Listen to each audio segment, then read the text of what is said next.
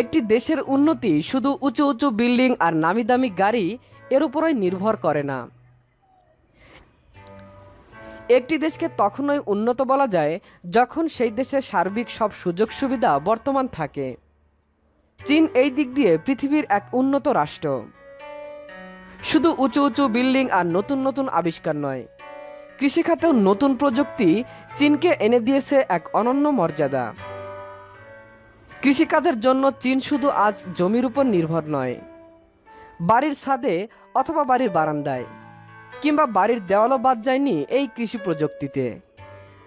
এই কৃষি প্রযুক্তি কাজে লাগিয়ে চীন এবার তৈরি করছে বোতল দেওয়াল, অর্থাৎ বোতলের তৈরি কৃষিক্ষেত। বোতলের তৈরি কৃষিক্ষেতে ব্যবহার করা হয় শত শত বোতল, যেই বোতলগুলো একটার পর আরেকটা লাগিয়ে তৈরি করা হয় বাগান, এবং সেখানে রাখা হয় পানি সেচের সম্পূর্ণ ব্যবস্থা। শুধু তাই নয়, এখানে শিক্ষা ব্যবস্থাতেও বোতলের বাগান তৈরির শিক্ষা দেওয়া হয়। সম্প্রতি চীনের বিভিন্ন জায়গায় তৈরি হয়েছে এই বোতল বাগান। ফুল গাছ, ঔষধি গাছ কিংবা শাকসবজি, কোনো কিছুই বাদ যায় না এই বোতল গার্ডেনে। তাই তো প্রযুক্তির সাথে সাথে কৃষিকাজেও চীন এগিয়ে যাচ্ছে অন্য দেশের তুলনায় অনেক বেশি।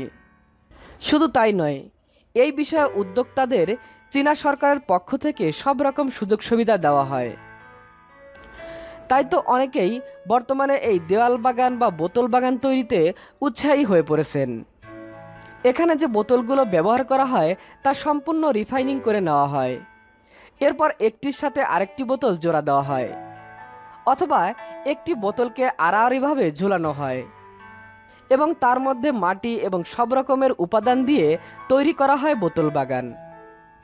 এতে গাছ সম্পূর্ণ বেড়ে ওঠে তার সব রকম উপাদান নিয়ে।